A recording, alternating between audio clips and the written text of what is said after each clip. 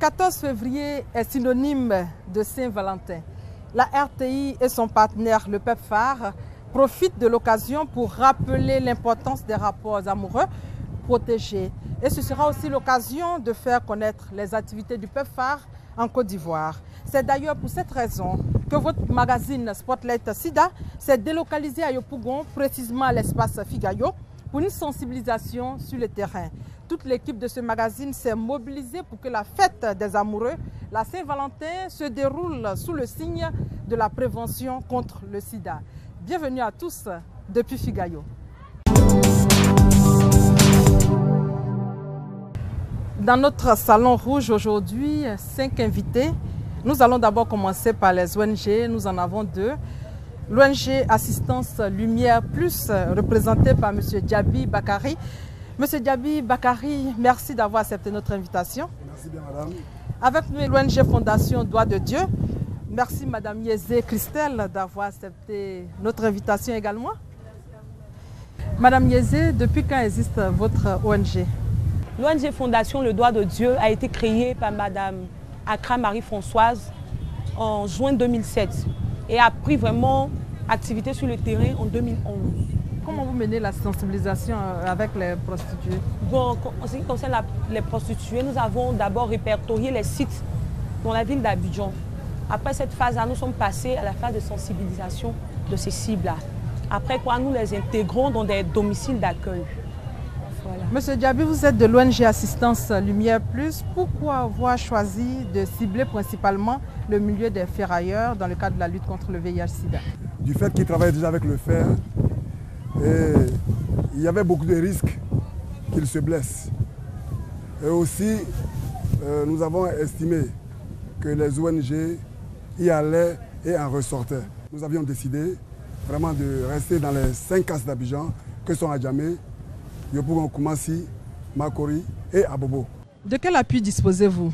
En 2009, nous avons bénéficié donc de l'appui de l'ONG Akon AVS, qui nous a permis de former 24 ferrailleurs en communication pour le changement de comportement, de quelques personnes également en OEV et en prévention positive. Nous bénéficions en ce moment de l'appui technique du COSI et du soutien également du Fonds national de lutte contre le sida, qui nous permet de faire donc le tour des 5 cases d'Abidjan qui sont Adjamé, Yopougon, Koumassi, Makori et Abobo. Et je peux vous le dire, à ce jour, donc jusqu'à ce jour, depuis octobre jusqu'à fin janvier, nous avons pu dépister 628 personnes dans 3 cases d'Abidjan et nous avons pu sensibiliser 2870 personnes. Vous revendiquez combien de ferrailleurs aujourd'hui?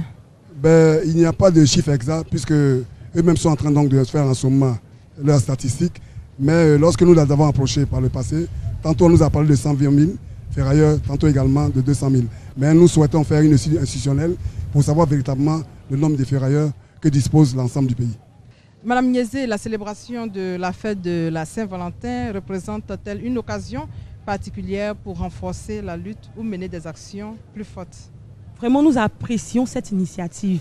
Vraiment, elle est bienvenue parce que vraiment le sida, même si vraiment on n'en parle pas trop à cause de certains mots, elle continue vraiment de faire des ravages encore sur le terrain.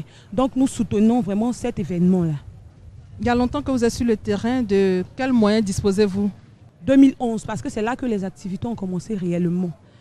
Notons que nous travaillons vraiment sur fonds propres, donc ce n'est pas facile pour nous. Donc vraiment nous profitons de cette antenne pour lancer un appel au PEPFAR et à toute structure vraiment de bonne volonté pour nous venir en aide, pour la création d'un centre d'accueil.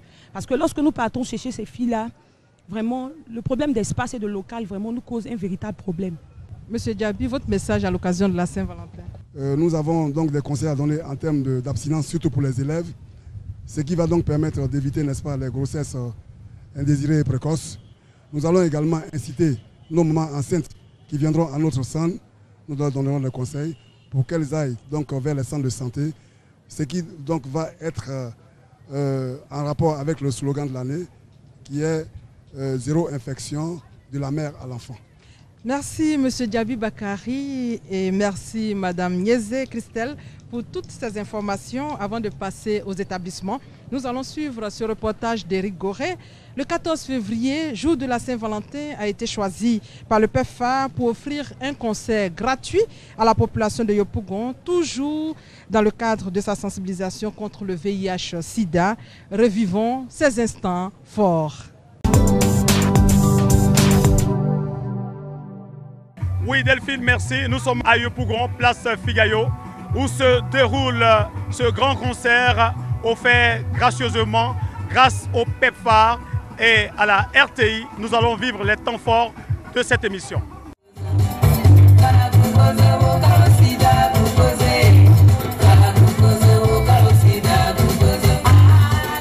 Des playbacks accompagnés de belles mélodies et surtout une danse inspirée de la musique tradimoderne. Un concert live qui a toute sa raison d'être et qui accroche le public, vibrant au son et au rythme des mélodies. Delphine, c'est le coupé décalé qui s'impose et le public s'éclate. L'artiste Che Guevara et ses danseurs font de la démonstration. L'animateur du spectacle est émerveillé. En cette soirée belle, ouais. Des danseurs qui font montre de talent et même les invités les plus prestigieux n'échappent pas à la règle.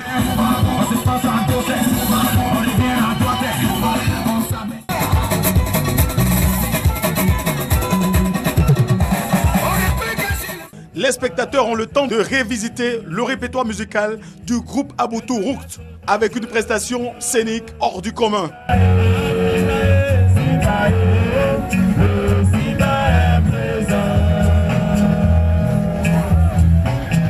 Un jour de Saint-Valentin, alors le message de la lutte contre le sida peut tout simplement passer puisque le public adhère.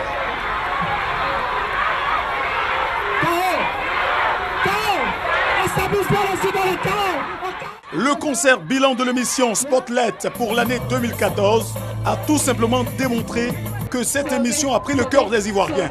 Pour cette année 2015, cette émission Spotlight Sida atteindra sa vitesse de croisière et que chacun à tous les niveaux contribue pour mettre KO le VIH-Sida.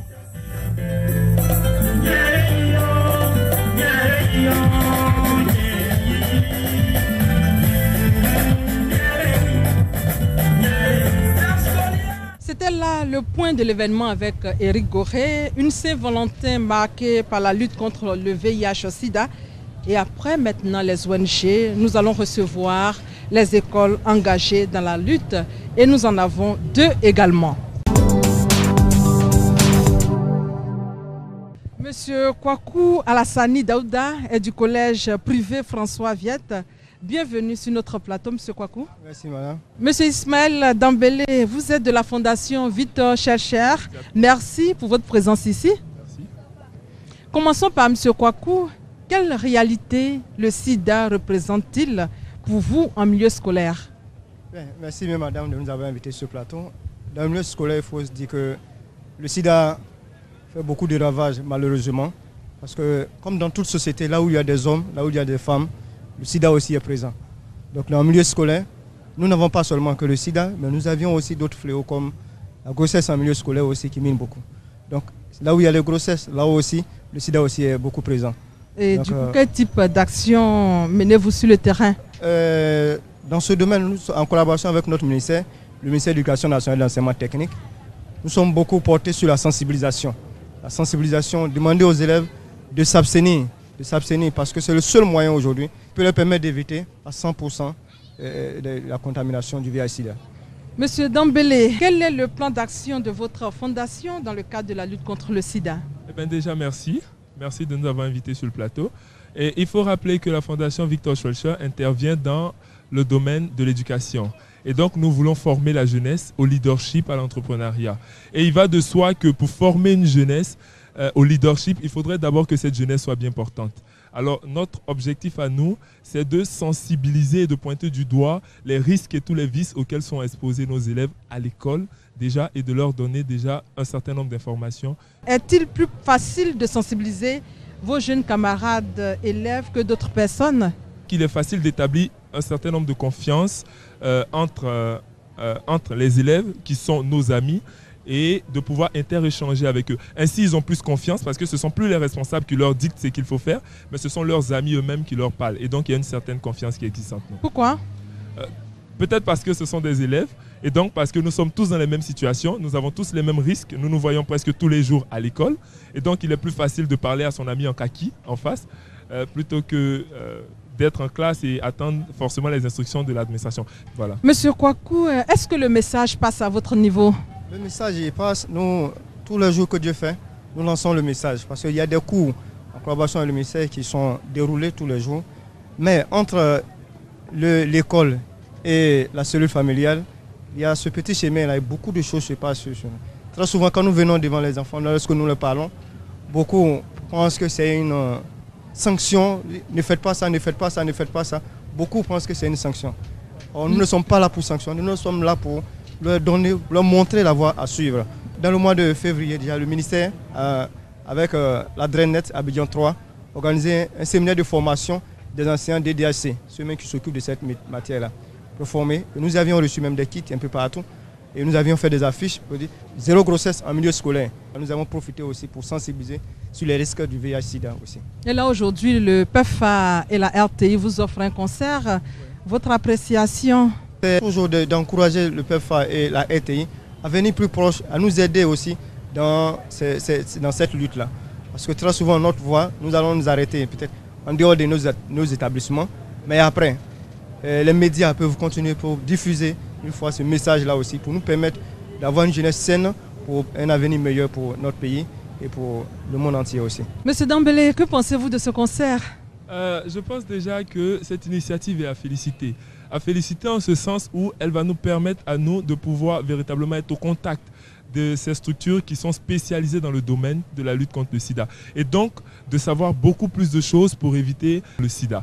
Et donc, c'est vraiment à féliciter. J'espère vraiment qu'ils viendront plus au contact des élèves, plus au contact des établissements pour qu'on puisse leur exposer nos problèmes et que ce soit sûr que nous ayons des solutions durables. Merci. Merci, monsieur Dambélé. Merci, monsieur Kwaku. Avant de recevoir l'association BEMO, place d'abord à d'autres temps forts de cet événement.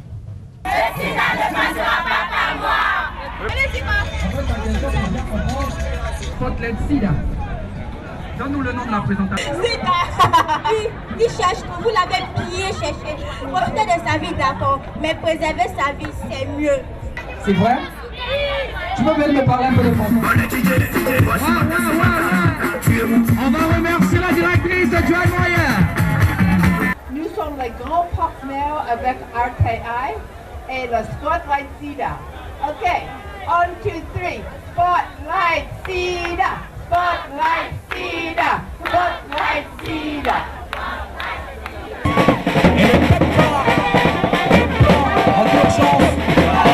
PEPFAR, c'est le programme d'urgence qui lutte contre le HIV/SIDA ici en Côte d'Ivoire. Et c'est important, n'est-ce pas? Oui, c'est important. Et après une dizaine d'années, le PEPFAR a contribué plus qu'1 milliard de dollars.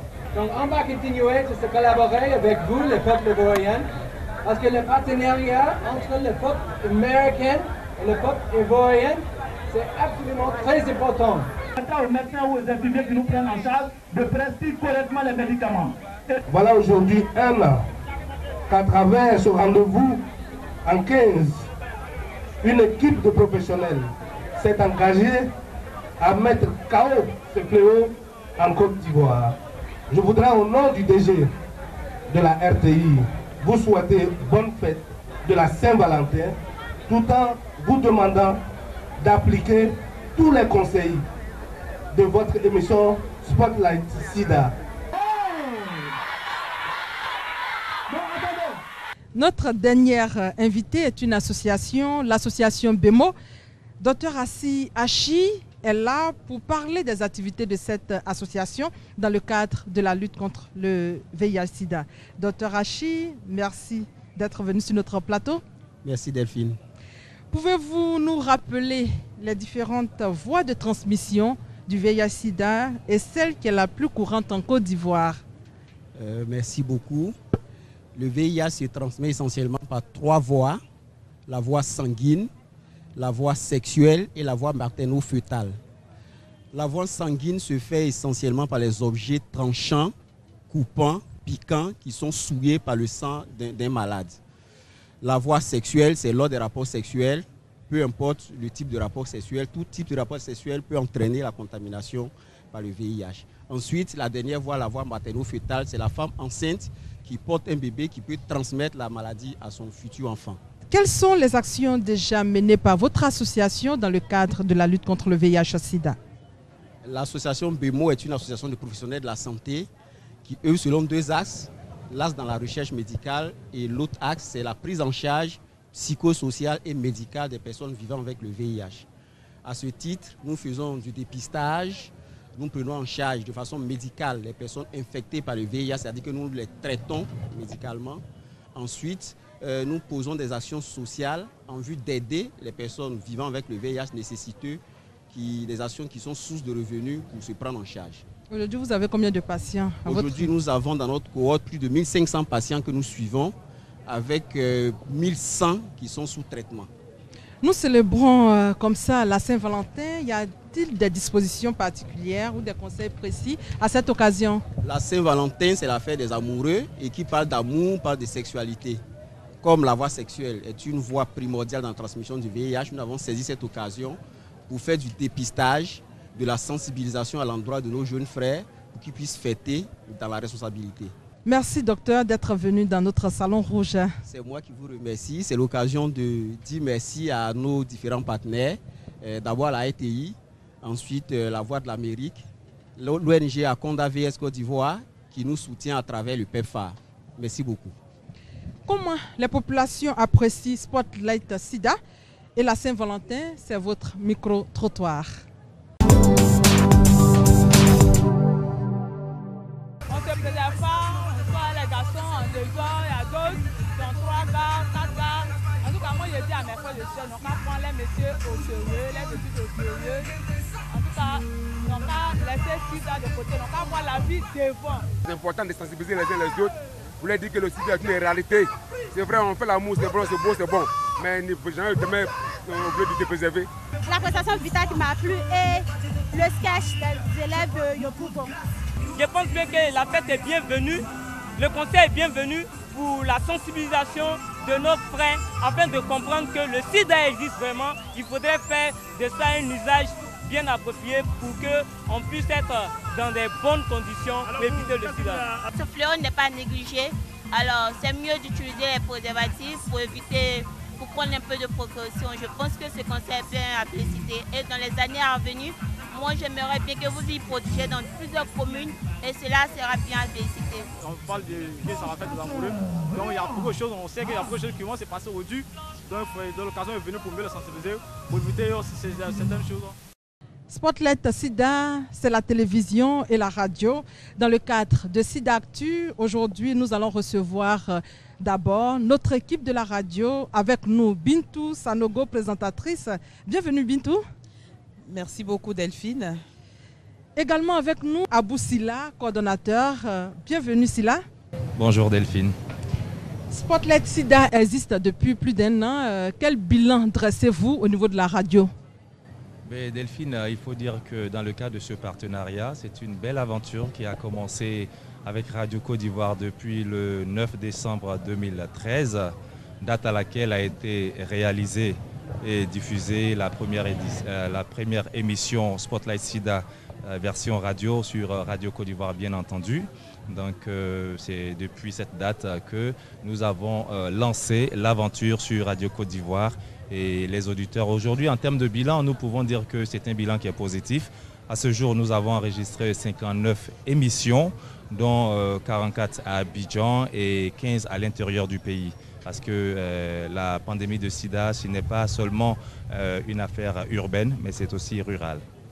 Bintou, quel est l'impact de cette émission sur les populations aujourd'hui? On peut dire qu'il y a un impact réel parce que au vu de tout ce que nous avons pu réaliser ici à Abidjan comme à l'intérieur du pays, on a senti un certain engouement de la part des populations, vu leur réaction, parce qu'ils ont aussi la possibilité de participer à l'émission à travers une rubrique que nous avons appelée témoignages. Donc quand il y a un thème qui est choisi pour l'émission, nous partons dans la rue et nous posons les questions aux populations qui donnent leur avis systématiquement et qui nous posent aussi de petites doléances, hein, qui nous demandent d'aller un peu plus au contact des populations et nous sentons un réel engouement de leur part. Donc, à voir un peu la rediffusion de l'émission qui a lieu les vendredis à 12h30, nous voyons un certain impact parce qu'en dehors même des heures de diffusion de Spotlight SIDA, il y a des auditeurs qui nous appellent pour nous demander même de parler de certains thèmes et qui nous relatent un peu quelques histoires dont nous tenons compte pour faire nos productions. Donc, vraiment, il y a un certain impact de Spotlight SIDA version radio sur les populations. Votre message à l'occasion de la Saint-Valentin? On dira tout simplement que c'est une heureuse initiative. Parce que la Saint-Valentin, c'est la fête de l'amour. Quoi de plus normal que de célébrer l'amour, mais attention, en prenant moins de risques, surtout en évitant une nouvelle infection au VIH-Sida. Donc je pense que le PEPFAR a bien initié cette activité-là et nous encourageons tout le monde. C'est vrai, on veut célébrer l'amour, mais il ne faut pas oublier que le VIH-Sida est là et que ça ne pardonne pas. Donc prenons tous les moyens de précaution et puis voilà, on pourra venir à bout d'une nouvelle infection. À bout, votre message? J'aimerais demander aux auditeurs de Radio Côte d'Ivoire de suivre Radio Côte d'Ivoire et ceux qui sont beaucoup intéressés au VIH-Sida, en tout cas à tous les auditeurs de suivre Spotlight SIDA tous les lundis à partir de 8h30 sur Radio Côte d'Ivoire et rediffusé les vendredis à partir de 12h30 sur Radio Côte d'Ivoire, bien entendu, Abidjan 88.fm. Et leur dire qu'aujourd'hui c'est la Saint-Valentin, c'est la fête des amoureux. Une infection de plus, c'est une infection de trop. Protégeons-nous et soyons sains. Merci Abou, merci Bintou. Nous allons marquer maintenant une courte pause pour suivre cette prestation.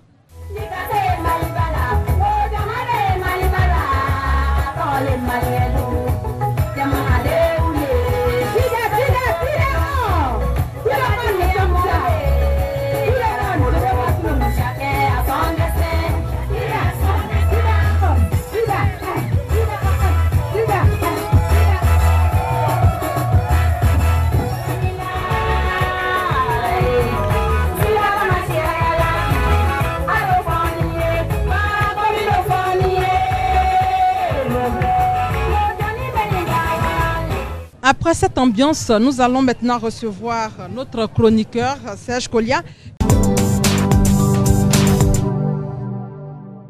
Bienvenue Serge. Merci Delphine. Alors c'était une aventure, on va dire c'est une aventure passionnante avec Spotlight SIDA. Vous l'avez dit tout à l'heure, un peu plus d'1 an que cette émission diffusée sur les antennes de la RTI, mais c'est que du bonheur parce que c'est une émission qui permet donc à nos populations d'être informées de tout ce qui concerne le sida. Et je crois qu'en plus d'1 an, Spotlight SIDA a bien reçu cette mission d'informer, de sensibiliser les populations, de les rapprocher davantage de toutes les informations et de toute l'actualité en ce qui concerne donc la lutte contre le VIH. Quel est le bilan aujourd'hui? Le bilan, on le dira, il est positif. C'est un bilan positif dans la mesure où aujourd'hui le public de Spotlight SIDA se compte dans toutes les franges de la population, aussi bien au niveau des jeunes, au niveau des adultes, au niveau des organisations de lutte. Et tout le monde connaît cette émission, tout le monde s'intéresse à cette émission, tout le monde communique à partir donc de cette émission. On a même d'ailleurs récompensé beaucoup de jeunes qui ont participé donc à cette émission, une dizaine de lauréats donc, ont été reçus sur notre plateau. Certains ont reçu des tablettes ultra modernes, d'autres ont reçu des gadgets tout simplement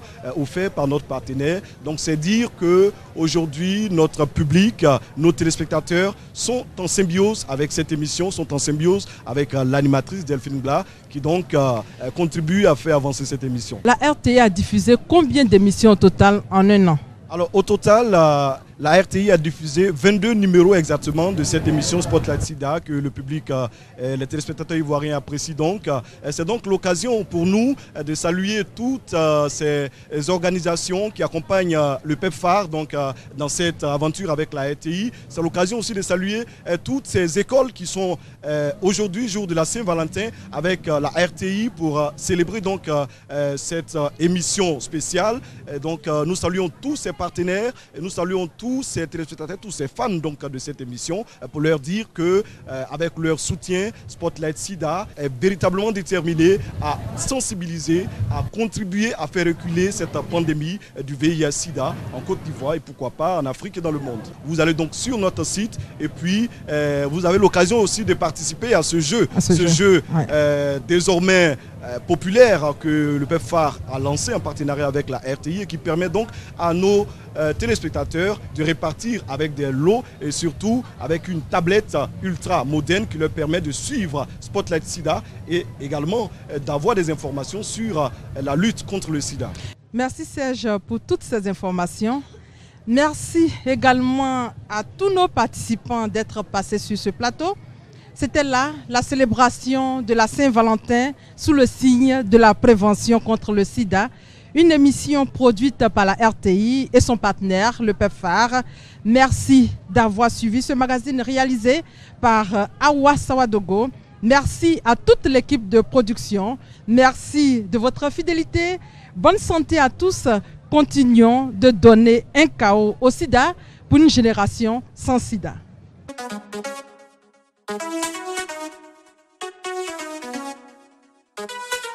Yeah! Frères et sœurs, la maladie du sida, un vrai fléau. Protégeons-nous contre cette maladie. Connais-tu ton statut de non-cas au sida? Yeah! Iere sutra, aye sida faga. Chip! Management, nanana, on va te ta au sida. Tu ne resteras pas parmi nous. Je dis non au sida. Joins-toi à moi, on va le mettre KO. Et mon ami, oh, je dis non au sida. Joins-toi à moi, on va le mettre KO. Vous avez suivi votre émission d'information et de sensibilisation sur le sida. Répondez correctement à la question suivante et gagnez une tablette offerte par le PEPFAR. Où et quand a eu lieu le concert de la Saint-Valentin pour la lutte contre le VIH-Sida, organisé par le PEPFAR, la RTI et l'émission Spotlight Sida? Vos réponses sont attendues sur notre page facebook.com/spotsida.